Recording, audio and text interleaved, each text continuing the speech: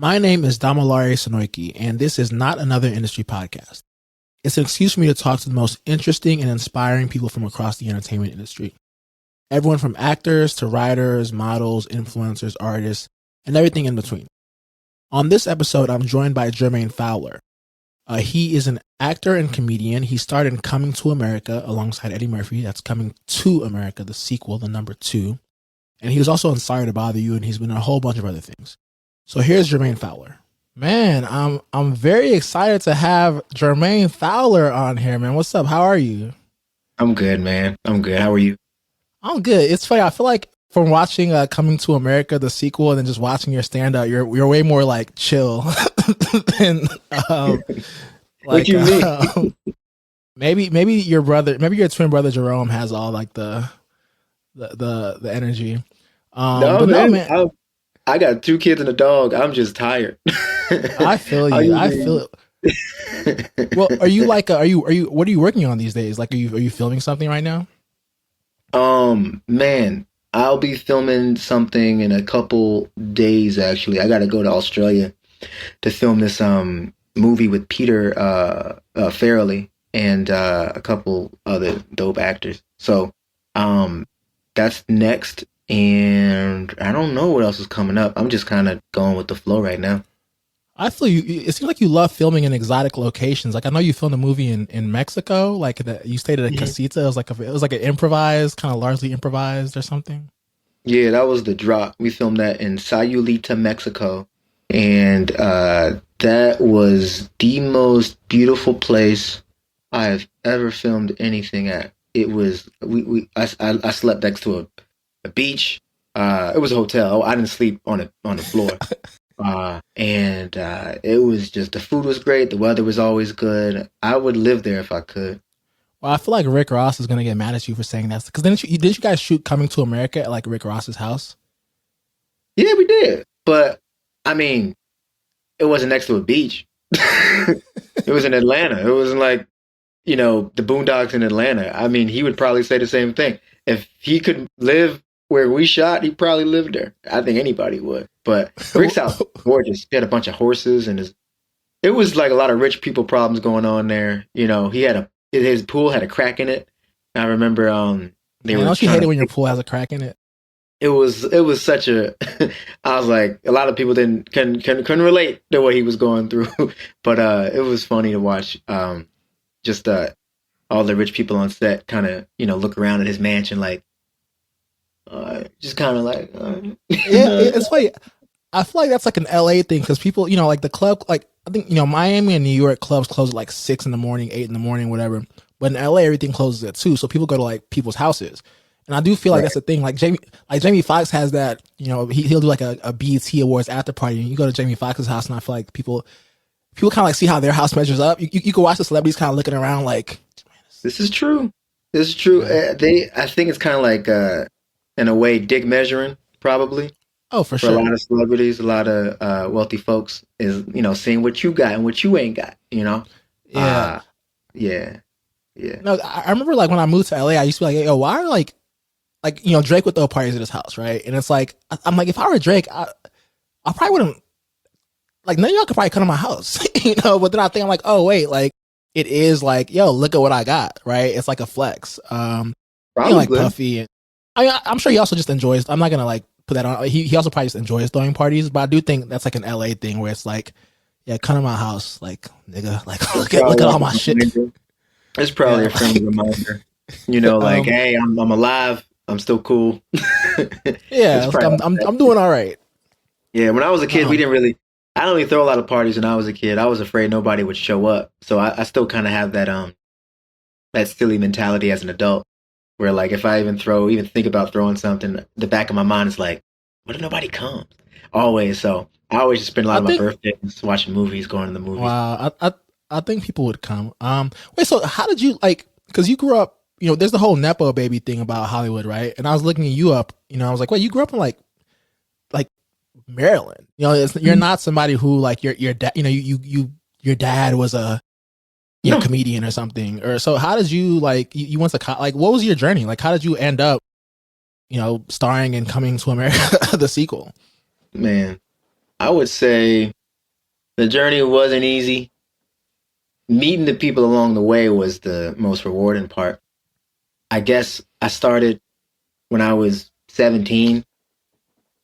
I wanted to be an actor, and I figured the best way to act would to start doing stand up. I believe Chappelle had an Inside the Actor studio interview where he said the same thing or mirrored the same sentiments. And that was something that always had in my mind is like, go act if you want to do stand up. And so that's what I did. I'm sorry, if you want to do stand up, or whatever I said. Yes, do stand up if you wanna act. Yeah. And then that's what I did. So I did a year and a half in DC, Maryland, Virginia, the DMV area. I was working a pretty lucrative job for my age, and I saved up $1,000, which at the time was the most money I've ever had in my life. Well, And what was your job? I was working as an administrative assistant at this law firm in Bethesda, Maryland. It was called That's Garson. fancy. Huh? Bethesda's fancy. I went to high school in Virginia, in like the middle of nowhere, like close to 45 minutes from Charlottesville, probably. Where And like Bethesda they got some cushy jobs, around the DMV, and yeah, that was one of them. And not that it was like it was more money. I used to work at Quiznos, and then there's dry cleaners, and then like a bunch of random other jobs. That one was the most. When I quit, my boss was like, "Why?" I was like, "Because I want to be a comedian." And she goes, "Let me back up." I was like, "I'm not. You're not going to stop me from doing this," and no one did. So I moved to New York, and I would couch surf on a lot of people's couches. A lot of them are doing very well right now. What, like Finance Bros? No, comedians. Okay, let's talk about this because I have a friend. I don't know if you know him, Kevin Iso, but he has a show I want to call Flatbush Misdemeanors. And I remember I've always had this not jealousy, but like the mentality of comedians. Because I remember he said he read a story about like Hannibal Buress moving to New York with nothing, right? Just, like sleeping on the subway. He was like, and Kevin was like, "Oh, I could sleep on the subway." And I remember I used to be like, I hear those stories and I'm never like, I always think, oh, what about all the people who slept in the subway and didn't become Hannibal Buress, right? But I feel like comedians still have on the subway. They're still there. No, I'm joking. But I feel like comedians have this belief in themselves. Like my route to entertainment, I always felt like I need to save up. I need to really come out with. I need to have I need to just like I was always very scared of failure, right? And I feel like comedians especially have this ethos of like, no, I'm gonna move to New York with $500 and like just make it work. I'm not sure if it's a little bit of ego, more so conditioning.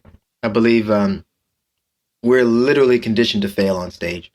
We are literally conditioned to kind of look like an idiot, almost every night, especially in the beginning. I think we're just used to that sort of mentality. And so when you're used to people telling you you're not funny, you ain't shit every night of the beginning of this sort of world, who's gonna tell you that you ain't gonna make? You know what I mean? Like only you can do that, and I think that's just ingrained in a lot of comedians. Because I believe if you don't have if you don't have really a way into this sort of art form, it's going to be a lot tougher. And not that if you do have like, an uncle who got you into a comedy club, or a father who was funny, or even like someone's paying your rent, or, paying for a PR person to make you look like you're the next big thing, whatever that is, that right. Way into, that a lot of people don't have, that makes it a bit cushy for other people. You still have to fucking deliver. You still have to be funny. You still gotta kill. There's only but like so far you can go, but only so far if you're not funny. You can convince people that to come to the show and get them in the seats, but you still got to make them laugh. And that is the truth of what we do. That is the part that, is the best part, is that you gotta, you still gotta come with it. So when I would lie to people all the time. Like I would go to, when I first moved to New York, there was a comedy club called Charlie O's, and I would go there and I would lie to the booker, and I would tell the booker, this is my hustle. I would tell people, hey, it's me, Jermaine Fowler. And they'd be like, who? I would just convince them that they knew me. And because it's New York, and I figured the amount of comedians they see every day, it'd just be oversaturated. So they wouldn't even have to remember me. So I'd just be like, yeah, we met last week. You said if I came back today or tonight that I would get a guest spot. And they'd be like, I guess I did say that. And they put me on stage, and I would and I would deliver, I would murder. And that was my thing for for months, until I finally got like in a rhythm of being booked at these comedy venues. And but if I wasn't funny, that's it. It'd be it'd be over for me. So I had to be funny. So that was my thing for a minute. And in the meantime, I had to find a job, and I got hired at Billabong in Times Square, and that's where I met a lot of motherfuckers who I still talk to today. Just a lot of skateboard misfits and people who taught me how to stretch my dollar. We would go to Chinatown and get dumplings almost every night, to the point where I didn't want to see a dumpling for like the rest of my life. What part of town did you stay in? Everywhere. I was in every borough but Staten Island, because I didn't want to take no boat. I was in Harlem. I was in West Washington Heights.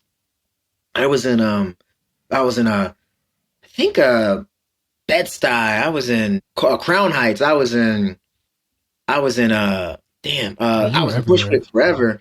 I was off every stop in Bushwick, and just trying to find the right place. Because if I lost my job, or if I couldn't find any money that week, I would just have to leave. So I would leave, and luckily I found a bunch of comedians who would be gracious enough to have me stay with them. If they weren't a comedian, they'd be just friends who I met at work. Matt Bergman was a comedian I stayed with. Akash Singh. Akash. Shout out Akash. I don't know him, but like I watch. I'm aware of the Flagrant 2 like cinematic universe. Like I appreciate what they do. I appreciate him. That dude let me stay on his couch, and he saved me, man. That dude he's awesome. I remember we were talking about acting. He at some point was taking acting classes or something.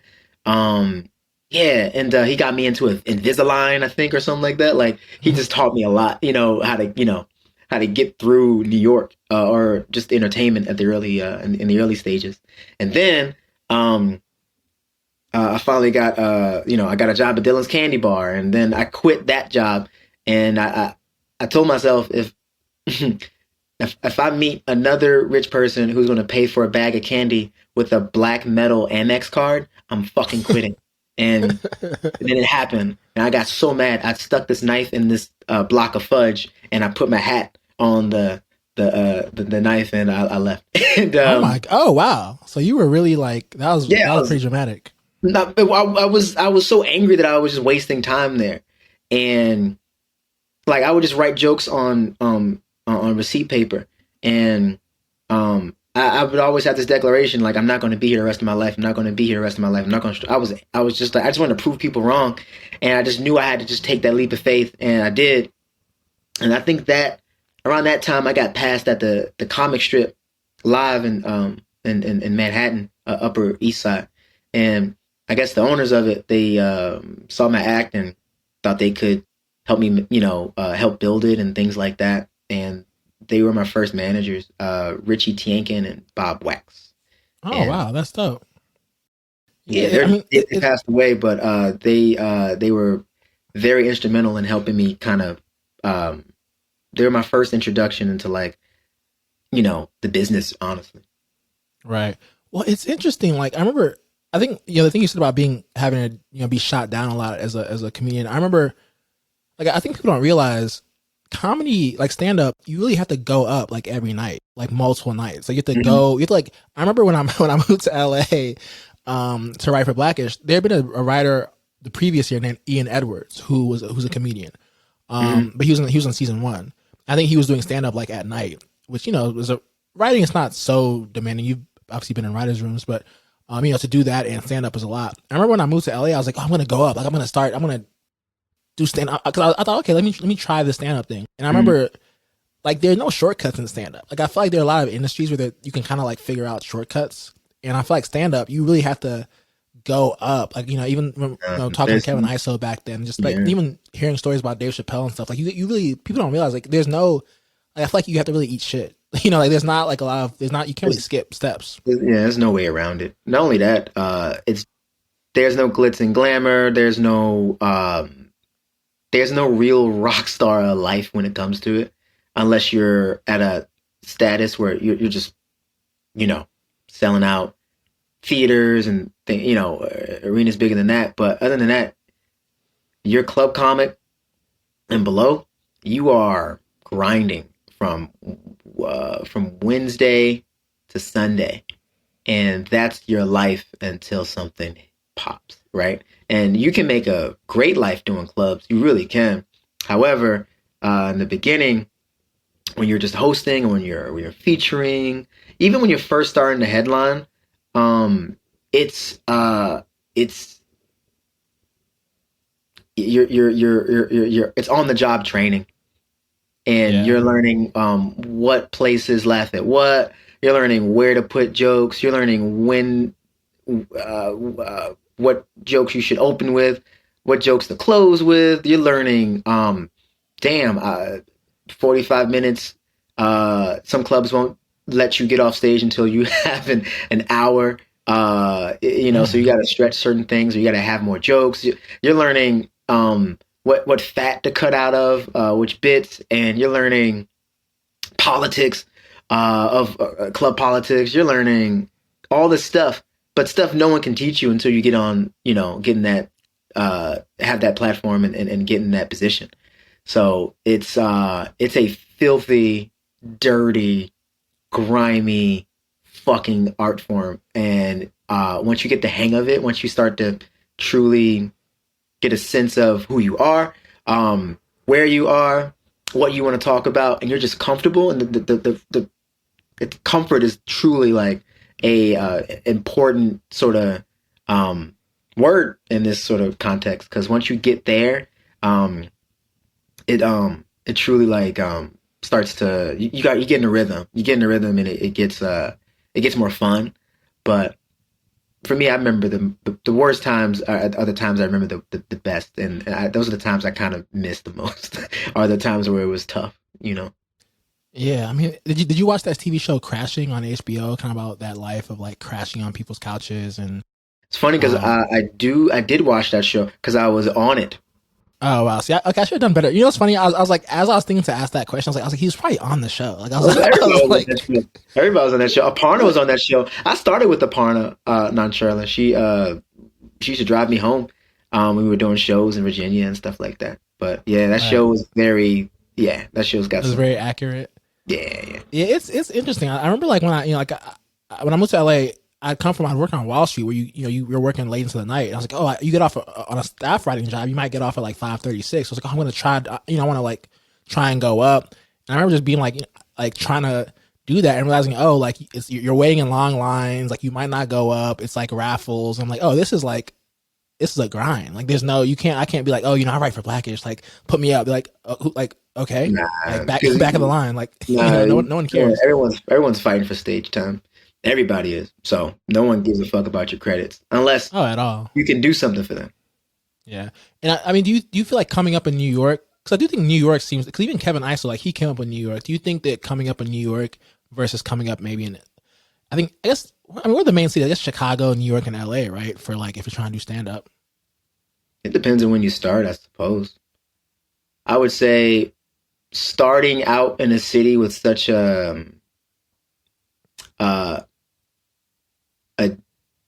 with such deep industry ties like New York or LA, it could help and hurt you, because if you're just starting out and you're getting on stage and you're doing shows in front of industry people or whoever might see you, and you're at the baby stages of your in the infancy stages of like your career, that's how they might envision you for the rest of your career. Right. If you got an established act, or if you got something solid, or a couple 20 minutes, or even a solid 10, maybe it can get you on at the time like Gotham,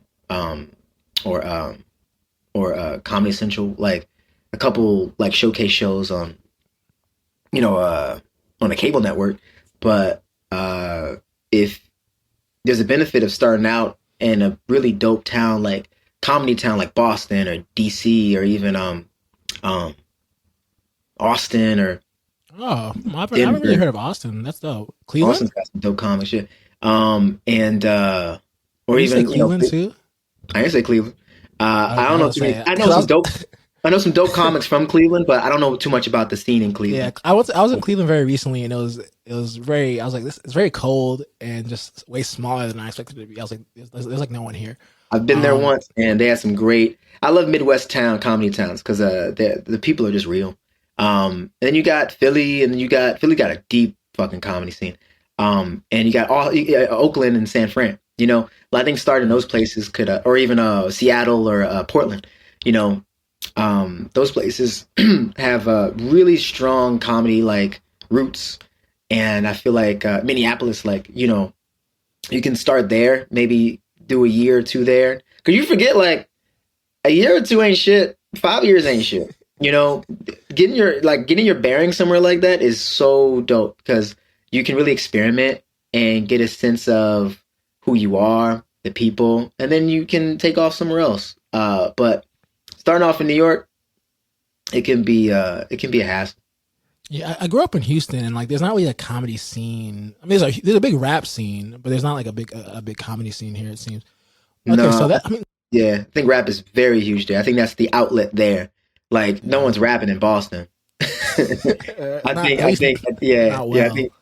I think Atlanta got some comedy, but music is a prominent thing there. Same thing with like maybe Well, now Houston. Ti's a stand up now, so he's doing it all. Doesn't he have a special? He might. I know he like. I think he like actually went up though. Like he like. Because I mean, if you're Ti, you could probably be like, "Yo, just put me up." But I don't think he's like waiting in line for like raffles. I don't But I know. I think don't know. I want to pick his brain about his comedy journey. Like I want to know if he had the same experiences as like a lot of comics. Because I would watch that show, like Ti just going up, like just doing open mics. Like trying to like, his name doesn't get pulled. He has to come back next week. He's waiting in yeah, line. I just wonder like if he'd had the same pull, as he does in Atlanta than he would in anywhere else. You know what I'm saying? Like, could he do like, hey, I'm Ti, put me on right now? Could he do that in Oakland? I don't know. I have no idea. Oakland's pretty black. I feel like Oakland maybe, but not like probably not It's getting Austin. I feel like gentrified. You Austin. never know. That's true. I feel like Austin they'll be like Ti. Like what is that? That's like a calculator. Maybe, Um, maybe. I don't maybe know, I but don't know. We'll I would see. love to pick his brain I about. appreciate that. I like that he's actually like he's going up. Trying to like Mhm, make people laugh. mhm. He hasn't Doing a quit set. yet. Yeah, I, He mean, ain't quit. I haven't seen much since he started, but I just know like I saw the first videos when he started, but I haven't really seen much since then. Yeah. Um, but yeah, okay, so I think also Dave Chappelle came up in the DMV, right? Wasn't he like going up on stage and he was like 13, 14 or something insane like that? That's what he says. I Yeah. think he would. I think he said he would find time between Ohio and DC and do sets. A lot of the people he started off with are like legends in DC. So yeah, he I think he even did some acting classes in DC Oh, at Duke Ellington or something, or I forget. But DC's got, to me, I think DC's got the best comedy scene in the world, and wow. you can find me on that. I truly believe, not because I'm Okay. from there, but just there's some great people from there. I was in DC once for like I was working on a project with Kevin Durant based on his childhood, and he's from like Seat Pleasant, which I guess is close to DC. Where's I didn't get a Kev? chance He's to, definitely to from PG County, but I'm not sure which part of PG County. It's a PG place called County Seat is Pleasant. That's all. Sea But I Pleasant don't is know. a Like place. I don't know if he's from Sea Pleasant, but that is a place. I don't know if he he's from claims there. it. He claims to Then be he then from he's there. I from don't. Sea Pleasant. He claims to be from there. But Mhm. so yeah, that's interesting. So you're in the DMV, and then when do you make the move to like LA? Like when do you like you're doing those clubs? You do New York, right? And then when do Mhm. you kind of like go to LA? I've always been pretty nomadic, so going to LA was something I've always been curious about. I believe what happened. I did a pilot with Whoopi Goldberg, so I was in LA for a little bit, Oh and wow, then yeah, casual. Yeah, I mean, it's true. And then No, yeah, went that's back. dope. That's dope. Yeah, thanks. It didn't go, so I went back to New York, and then I was there for a little bit. Did a sketch show with Lil Rel, the Lucas brothers, Kevin Barnett, Jen Bartels, and Josh Rabinowitz, and we did that for 2 seasons. And after that, moved back to LA to do Superior Donuts. Oh yeah, I met on Superior. I don't know if I met with you, but I met with the Superior Donuts at one point. I'm pretty sure you did. Everybody was meeting on that show. Yeah, And I've been here ever since. yeah. LA is very. I don't know. I always was drawn to LA, just like growing up. Tupac, the Culture, yeah, Lakers, yeah, Kobe, all that stuff. I was always just, I always feel like I would end up there. So yeah, man. you were, Same. what was like when you? Yeah, no, it's a dope city. What was like your? Because what's it called? People always talk about bombing, right? Like they really like basically you're not really a comic until you bomb. Hmm. And if you say like I've never bombed, comics will just look at you like, all right, this dude doesn't know what he's talking about. Hmm. So what was your worst night? Like you just went up and it was just like crickets. Was that like, did you have nights like that? You come Oh out man, 17, 18? still have those nights. I mean, you just can't avoid it sometimes. Some nights you're just like you're just working on some stuff, and to me, it's if you care if you want laughs or not. Like there's some nights when I just want to experiment, talk about whatever is just looming, and you get them and you don't. But I always figure if you can walk away with something, then you with some sort of goal, you're fine.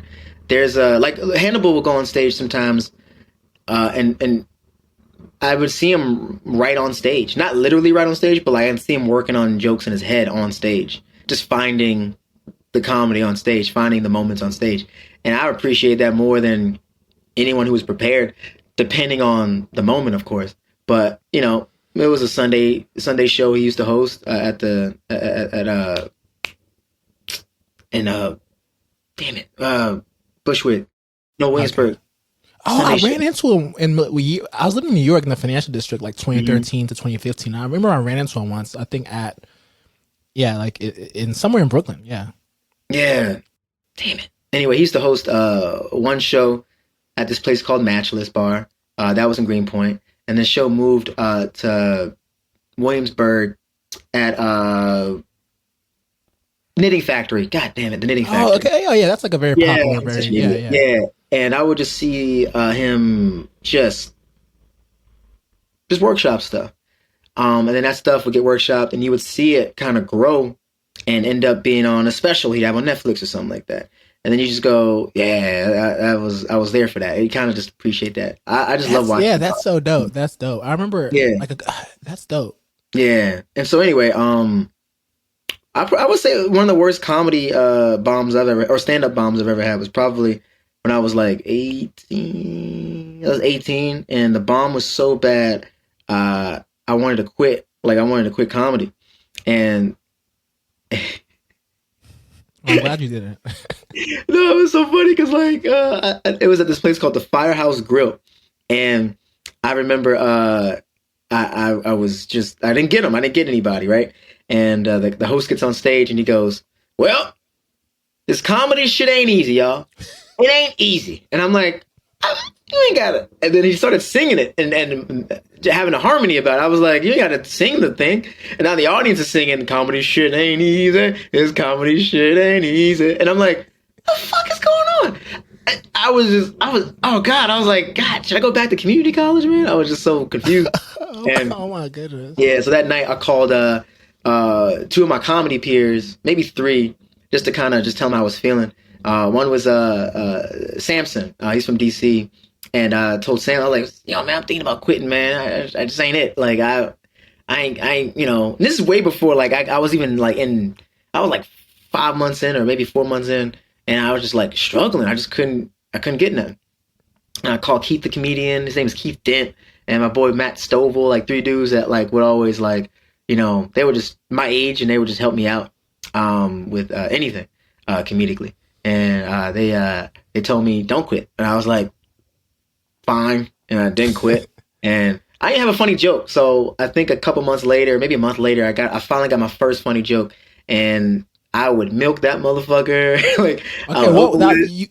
You Mhm. anticipated my next question. What was like your first like? All right, like this is it's like almost like a rapper with their first bar. Like, what was Yeah, your first rap? Like, what was your first kind of joke? You're like, oh, I got this. it's a stupid joke. It was like there was a '50s themed diner in Maryland called the Silver Diner, and my joke was, "Hey guys, it was so dumb. You guys know what the Silver Diner is? This is '50s themed diner that is so um, dedicated to the '50s that they didn't serve me."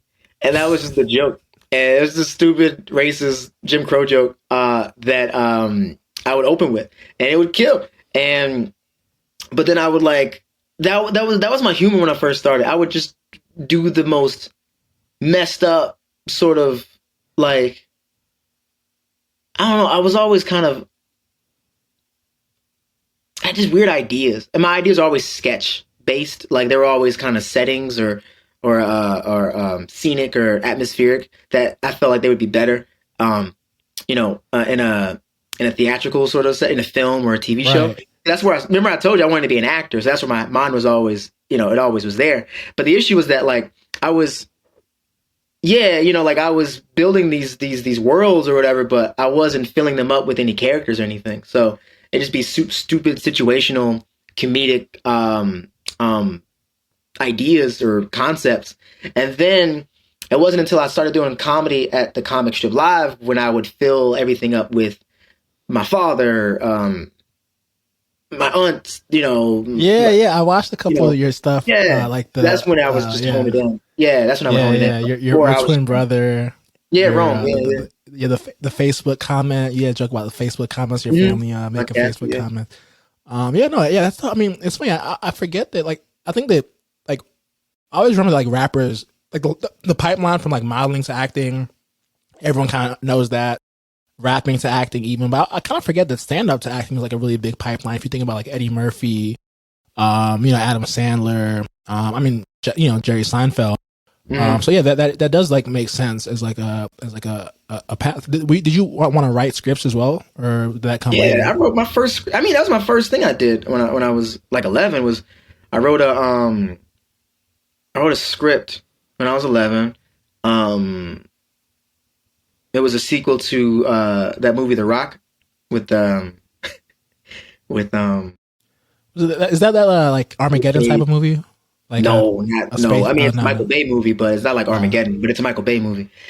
This movie it's Sean Connery, Nicolas Cage, Ed Harris, and Tony Todd. Um, it was.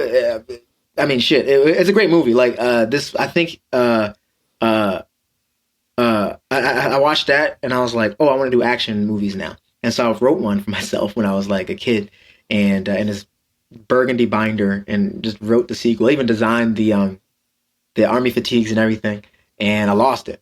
But I knew right there I oh wanted no. to be, yeah, I knew I wanted to like make movies, just make them. I don't know how, but I wanted to make them. And then when I turned 16, my grandmother got me a video camera, a camcorder that I would use to make short films. And Oh wow. yeah, we because Chappelle Show came out, and we were like, we're gonna do the next Chappelle Show. That's what we doing.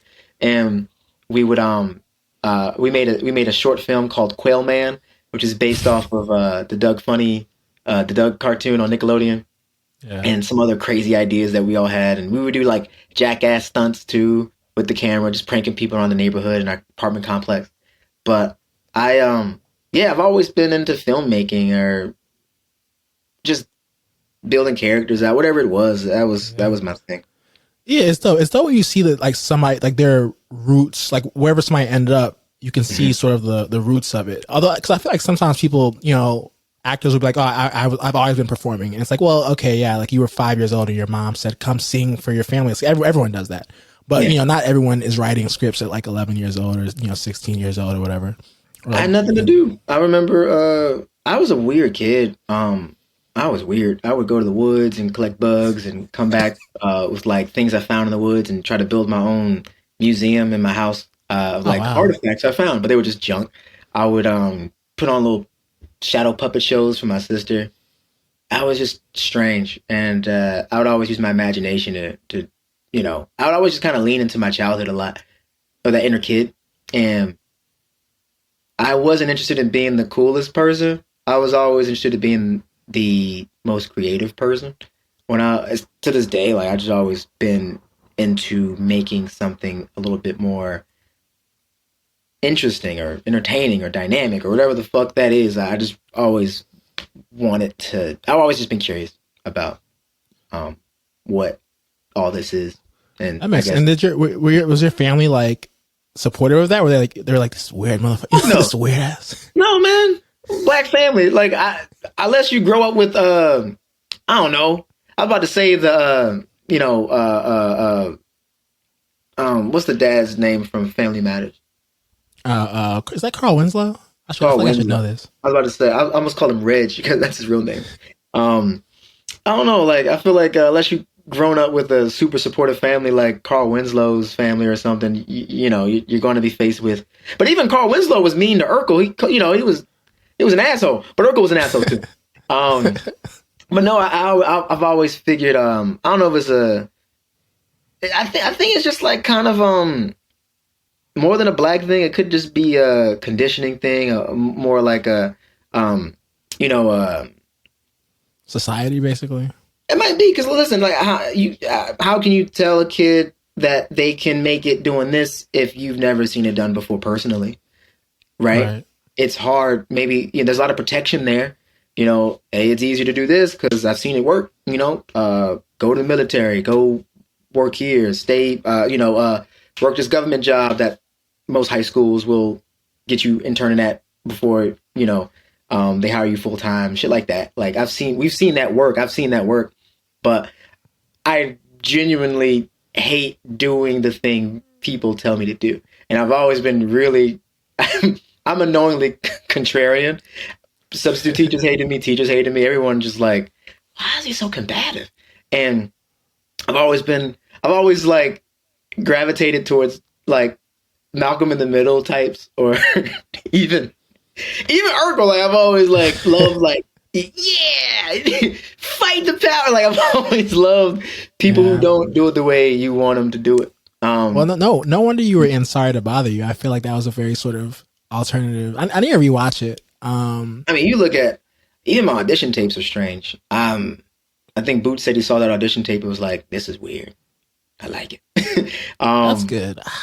I have such a weird. So I went to like someone like I went to. I think I went to like brunch with like this my ex girlfriend. This not even actually. No, I won't say an ex girlfriend. Like someone who had like we were like in a situationship briefly.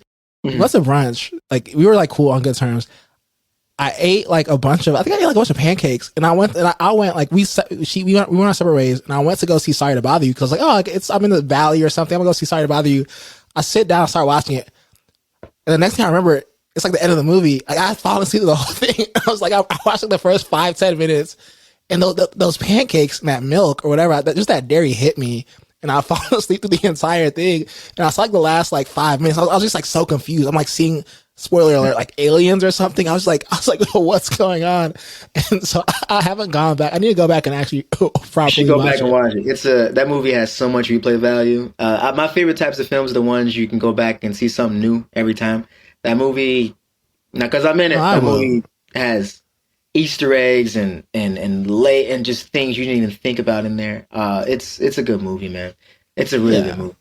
I need to also, what's it been like? I feel like even like being in LA and being acting and writing during this sort of black renaissance almost, I feel like, because I remember, I moved to LA in like 2015 Mhm. and that was like Straight Outta Compton did really, really well, like way better than anyone Yeah. thought, like way better than anyone thought that movie would do.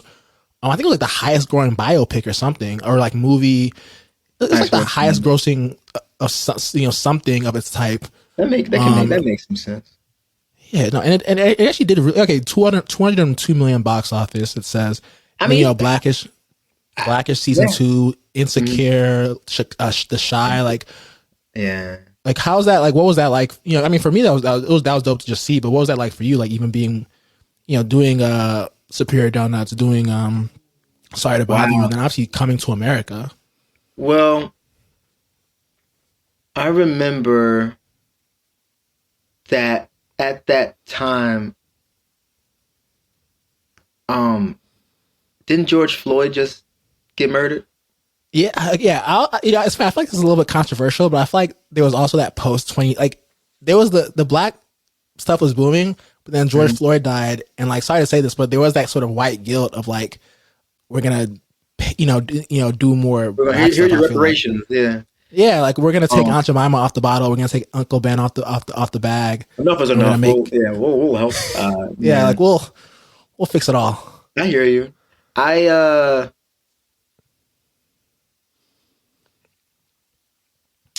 But yeah, like I mean, because Coming to America is like it is. I remember I had an idea of like for like a Crazy Rich Asians, but African, and I was like, wait, that's just Coming to America. like, well, it is. like the It is. first one, I was like, crap. Like I'd have written it. I was like halfway through, like, oh, this is gonna be amazing. Like I'm gonna do a Crazy Rich Asians, but it's gonna be African because Nigeria has all these random rich people, and it's like it's like the I same type of know. thing. It's got its own Hollywood. Oh yeah, exactly. And I was like Yeah. halfway through, I was like, wait, this is. Someone was like, yo, isn't that just the plot of Coming to America? And I was like, oh, Yeah. no, it is. My Like it thing is is actually. basically all those shows you just named. Come on, like Yeah. yes, yes. I want that to feel more common than it should feel. It shouldn't, you know, we shouldn't be doing this every 10 years, every Yeah, well, yeah, every decade. We're people. like, oh, we're back again, huh? Like it shouldn't feel Yeah, like and it even should now, be. like the like that you era, and I'll catch up that era, like UPN, right? Like Mm, UPN, and like when there was all these black, and like the movie industry, obviously now everything is superhero movies, but you have like Jason's Lyric and Set It Off, and like there is like even as dope as the past, I want to say 8 or so years have been. mhm. That probably doesn't even rival like that doesn't rival like having a freaking sister smart guy just all just UPN. You can't compare those things, man. You Yeah. can't compare what we grew up with what we have. We're always going. That's how you start. That's how you know you're getting old when you start doing that. You never. Well, it's not sister, sister. You can't do that because That's fair. That's fair. times change, people change. The what people want has changed. Um, it'll keep doing that. It'll keep changing. I think all you got to do is just, as far as a creator goes, like just write what you know, write what you love, and write what you want to see, and that's it. You just can't be comparing shit to other shit or yourself to other people. That's not fair at all. It'll just slow No, you that's down. that's true. It's no, Um, it's Kobe. There's this Kobe quote, and it's on this Instagram. It's this like video where Kobe was like, don't be dwelling on failure or if you'll be successful because you're going to try either way. Why waste your time thinking about dwelling on that type of shit when you're if you lose, if I lose a game, I'm going to play a game again. I'm going to go back on court. If I win a game, don't matter. I'm going to play again. It doesn't matter. You're just going to keep going, and that's very real. it's true. That's very Like real. it don't matter if you don't see yourself doing this for the next 30 years. Then all right, go ahead and dwell. Go ahead and do it. But if you do, then today or yesterday, excuse me, yesterday shouldn't matter. It's about what you're doing today to get to tomorrow. And but be present and understand that like all of this is a day by day, hour by hour, minute by minute journey. That's all it is, man. It's just step by step. How are you getting to that goal of yours? And I don't you just got to keep moving because no one gives a shit. Only you give a shit. Nobody gives a shit about your failures. No one gives a shit about anything but you. And once you realize that and you take that out, you're going to be unstoppable, man. Period. Wow, I like that. I like that pep talk. That's very insightful. I also feel like like a friend of mine said a similar type of thing, kind of like about Tom Brady. Where like when Tom Brady throws an interception, he doesn't sit and like, man, I threw that interception, man. Like he's like, all right, No, like next play, like that's the difference between Jordan, Kobe, Tom, Jay-Z. Like they don't dwell. They don't sit there and be like, man, reasonable doubt, you know what I mean? Right? Like, no, he's making the 444, he's making art investments, and he's doing everything yeah. quietly, which I love Jay-Z about. He's so quiet and Have you met him before? I feel like I'm sure you no, have, right? no, no, You man. haven't? I have not met Jay before, and I just I would love to, but I just appreciate what he does from afar anyway. That he's just like this puppet master and behind the scenes, like Yeah, you know. I Jay think is one that's of those people who like I've never met him, but he's the type of person who people who don't get fanned out for. Like I feel like, I remember like I think Kenya Barris said, you know, when he met Jay-Z, you know, that was like, oh snap, like Yeah, that's, you know, that's Hov. You know, that's like, Jay-Z is like what every late 90s, early 2000s entertainer or hustler. That was him. You know what I mean? Like that was the guy. Like yeah. And his story is just like the way he built Rockefeller to him getting his publishing back, or the rights to his music back. Like that is, come on, man. Like that should be something every artist should aspire to, you know, want, is ownership and power over their own, you know, over their pieces of work. Yeah, over their art. Yeah, I mean, who? Okay, I know you said we shouldn't compare people, so I won't ask you who your top 5 is for comedy, but who are like your influences? Like who's like, okay, like these are. Oh yeah, oh man, Kevin Barnett, late great Kevin Barnett is probably the number one influence. Period. He's always been just like I've always went out of my way to watch Kevin Barnett set. I haven't missed one. If I wasn't in the show, then that'd be the one I missed. But if I was at a show with him, or if I knew he was nearby, I go watch Kevin perform.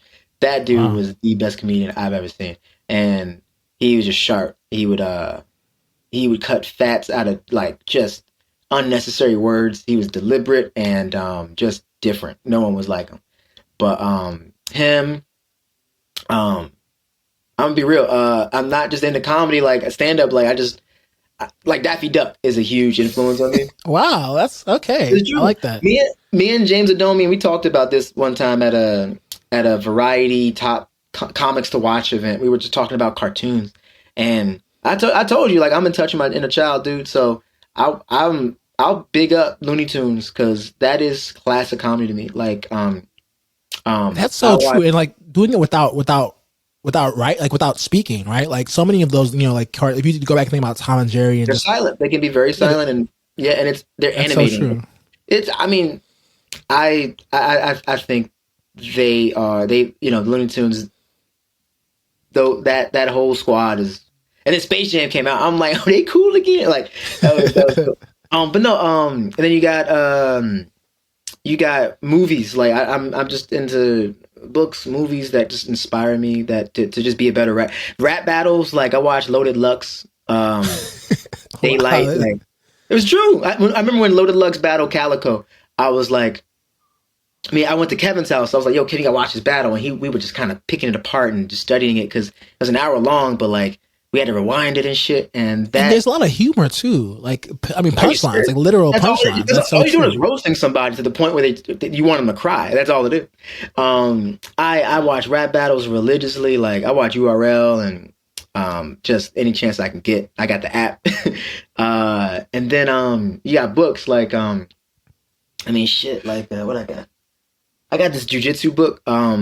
It's written by Hickson Gracie, and it's called Breathe, and it's about being conscious of your breath when terrible shit is happening around you, and that's what jujitsu is. It's kind of being still and finding a way out of bad situations. So I've been studying jujitsu.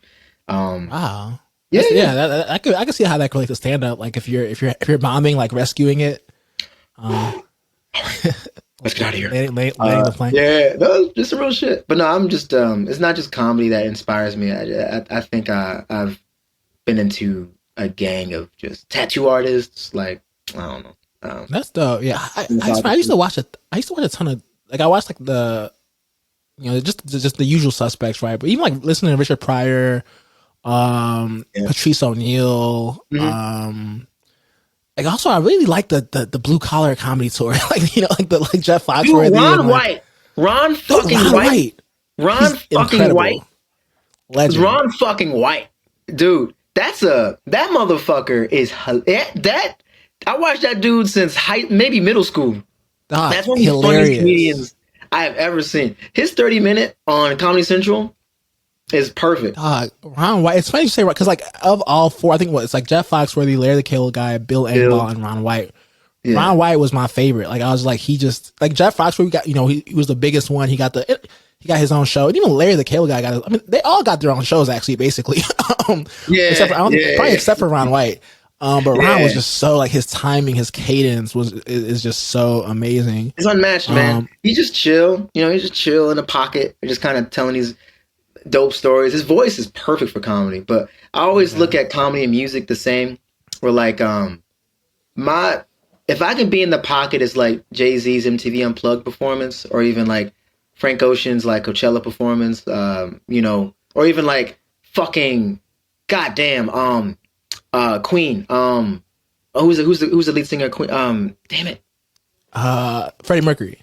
Fred, like if I could be in the pocket as Freddie Mercury and his Live Aid performance from the '80s, that would make me a happy person. But I just I don't know. I look at live performances in a, you know, as a, I put them in the same sort of box. The live performances. Yeah, that's interesting. I never thought about that. That's actually a good way to look at it. Eddie loves Elvis, you know, and I mean even Pryor had a Pilot Bell open for him. It just kind of like live performing, like you can appreciate it no matter what the medium is. Like live performing, whether it's like you watching like live pro wrestling on, you know, or LeBron, you know, play it, you know, hit the hottest game he's ever had, or, you know, looking at a live performance at a rap show, whatever it is. Like I saw Kendrick in Australia, and I'm like, wow, oh, wow. Like I was just inspired by the way he put that show together. It was inspiring. Do you like? I feel like, you know, you were obviously the star of Coming to America sequel. Like when you go see Kendrick in Australia, do you like get tickets from like a normal person? Do you like, does somebody hook it up? Like do you have like the my homie, he's just an incredible actor. Daryl Brick Gibson, he got me tickets to the show. Okay, that's lit. What was that like? Like how, the Coming to America, right? So first of all, I was watching it again, and like just Gladys Knight, like David, like first of all, just the people who like the star power of you know, obviously Eddie Murphy, like he's, you know, obviously before my time, but I forget like Eddie Murphy at one point was the biggest thing going, right? Like in the '80s, like he was, you know, this might be an insult, but you know, like maybe like Drake or, you know, whoever, like who you know, Bad Bunny, like, you know, I mean, like he was, you know, he was that. No, he wasn't. He was bigger than that. Bigger, yeah. So yeah, exactly. That's why I said it might be an insult, right? Like he was bigger. Like he was, you know, I forget that because obviously I wasn't around for the '80s. Icon, man, icon. Yeah, icon. So what was that like? Like, do you get starstruck when you're? I mean, actually, you're working alongside him and working with all these people. But what was that experience like? No. I always try to act like I've been here before, even if I am super starstruck. Right. He, of course, he's just my hero, but I gotta remember, like, you know, I'm here too, and I have a path that I have to set, that I have, and you know, I can't, just like I told you earlier, like I can't compare myself to other people, and I can't. It's weird because they're in this position. It's easy to get that imposter syndrome kind of going. Sure. Like, man, I don't know if I deserve to be here. Oh my God, it's my, you know, it's my hero. You know, all that stuff can kind of really fog your mind up and your decision making on set. And from the way you deliver lines to the way you react when you fuck up a line, you got to be super comfortable and understand that you are here for a reason, and it's happening for a reason, you know. Right. You deserve it. But yeah, that's also, I think like comedy kind of can help you get over that. Because I remember like my first day or two in the Simpsons writers' room, like I pitched some jokes and like they, you know, they're like, oh, like people. I'm like, okay, like I didn't pitch a joke and it was like, let's talk to his Asian again, you know. It was like, oh, like I was like, okay, I could joke on this level, like, you know, I feel like I can joke with you guys. Yeah, no, that's true. Like, you know, I think, you know, acting like feeling like you've been there before. I asked because, you know, I moved very suddenly to LA. I was working on Wall Street, and I wrote for the Harvard Lampoon. Yeah, I wrote for the Harvard Lampoon, so I kind of had an in, and but I came from like Wall Street to LA and like to write for Blackish, and so, you know, like seeing Tracy and Anthony and Lawrence Fishburne, that wasn't really, you know, you see them every day, right? But going out like socially and seeing people who you grew up listening to, who were like your soundtracks to college, or, you know, that was like, oh snap, like that's, you know, that's really, you know, whoever, whether it's like, you know, Party Next Door, Drake, The Weeknd, whoever. So I think more socially, I guess, than like on set or on, But yeah, I think you're right. The idea of like you have to act like you've been there before and not, you can't really trick yourself into like being like, oh, like that's them because you're you. I mean, listen, Nas got starstruck, and that's how much power Eddie has over people, man. Wait, who Watching did? Nas, Oh, like the rapper Nas. Okay, the only Nas there is. I know. I didn't. He has a connection to Blackish. He's Yara's cousin. Oh, Yara's word. mom's Yeah, cousin. Yeah. word. So Well, yeah, he's from Queens, and Coming to America is. Oh, I didn't even think about that. Yeah. Dude, come on, man. Like, Yeah. I forget Nas, dude, man, Queensbridge yeah, legend. come on. That's a prominent. Yeah, So it's not. So Nas got starstruck. yeah, we did an interview together. It's on Instagram, like, but not the whole interview, but you can kind of see just Nas, just like King. I mean, Whoa, it's yeah, it was great. it's one of those things. Even you just correcting me now, like it's one of those things where like I think people who were born in the '90s or who were born even in the '80s, like don't realize how big Eddie Murphy was. Like even to like I don't even think I still fully realize it. Of course, yeah, social media wasn't around back then, and he's done the absolute best job of staying relevant because of the decisions he's made since then. It's your fault if you don't know. That's real, yeah. Well, especially like, if you're in the industry. If you're in the industry, it's definitely your fault if you don't know. If you're outside, I can forgive you. Just in general, like he's not just an entertainer who made classic films. Like he's literally an icon. Like he's a walking, talking Last of the Mohicans person. Yeah, we only have a lot of superstars, especially with social media making everyone feel so much more accessible. It's like not just accessible. Angelina Jolie, Tom Cruise, Brad Pitt, George Clooney. Celebrity now. Everyone thinks they're a celebrity or a superstar now because they have the phone, right? There's no need for celebrity anymore because everyone can be. Period. Now, you look at to me the way Ed has kind of carried himself, or he doesn't need social media. We even spoke about this, and it was actually very inspiring to hear him talk about why he don't need Twitter or Instagram. Actually, one of the reasons why I didn't even feel like Will Smith needed an Instagram. When Will Smith got on Instagram, I was like, no. I didn't. It's Will. Like Will don't need Instagram. Like I don't need to know that much about you. Like because I like that I don't know. I think when you kind of pull that veil up and show how the sausage is made, that stupid saying, it kind of ruins that mystique a little bit, just a little bit. Yeah, there aren't a ton of people who really still have like mystique. Very, very few.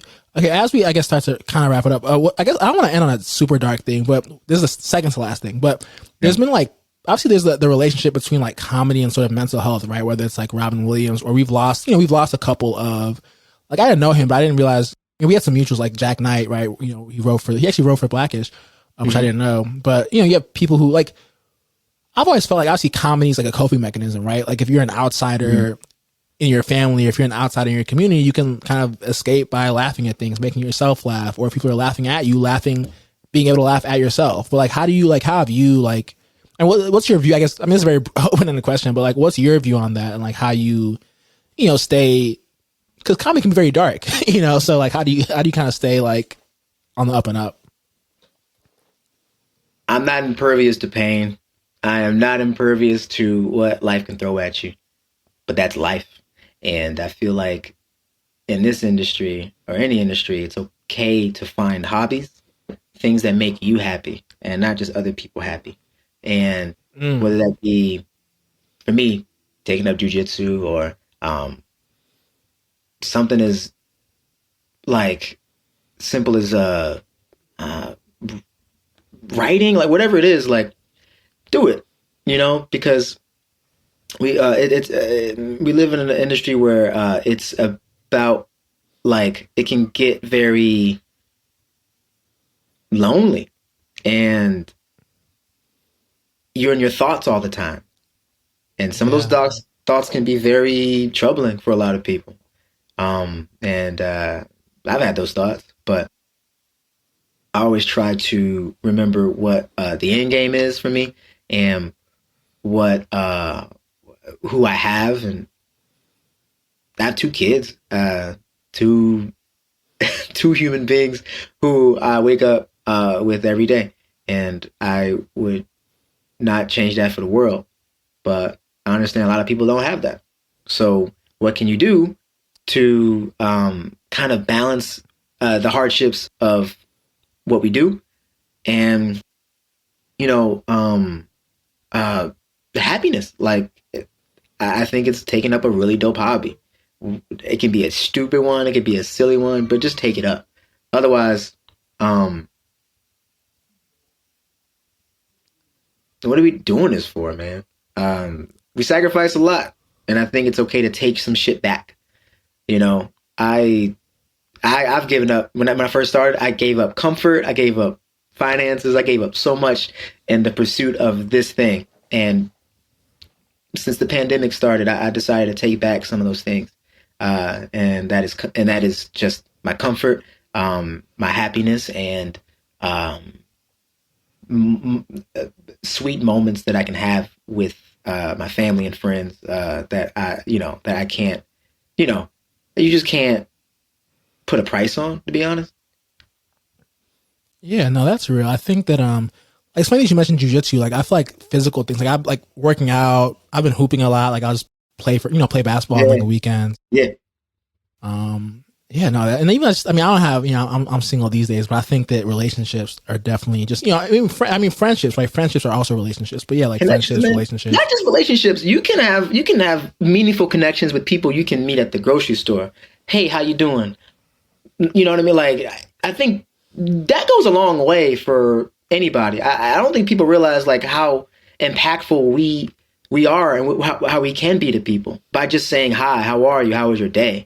Yeah, no, that's so true.